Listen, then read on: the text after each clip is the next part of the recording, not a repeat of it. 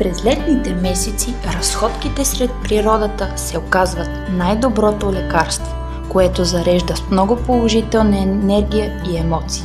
Ако решите да избягате от горещините на големия град, предлагаме ви разходка сред природата на община Сливница.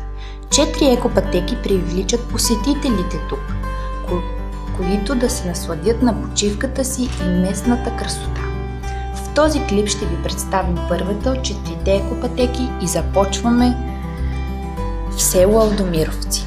Екопътека Алдомировци се намира в землището на село Алдомировци. Започва от местността Чешма, която е една от най-посещаваните места, както от деца, така и от възрасти.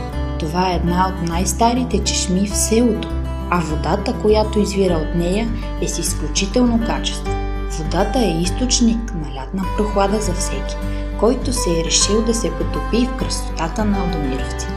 Дължината на цялата екопътека е около 1722 метра, а приблизителното време за изминаване е около 45 минути според сезона.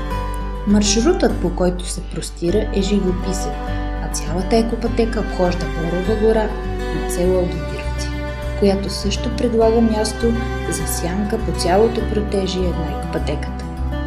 Крайната точка е паметник от Сръбско-българската война от 1885 година в местността Център. Именно тук е било разположено командването на българската войска. Като цяло, село Алдомировци е изиграло ключова роля в битките след съединението на княжество България и източна Румелия, което е видно от всички паметници по цялата екопътека. В протежието на пътеката са изградени екологични места за почивка, пейки, маси, беседка, люлки и катерушки от дърво, мостче, както и информационни указателни табели по трасето на природните дейности на местността. До самата екопътека се стига лесно, преминава се през центъра на селото и се отива на север. Гората е указател, че сте на прав път.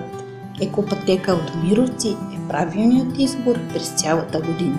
Тук може да се насладите на свеж въздух и тишина, която ще ви зареди с нови сили.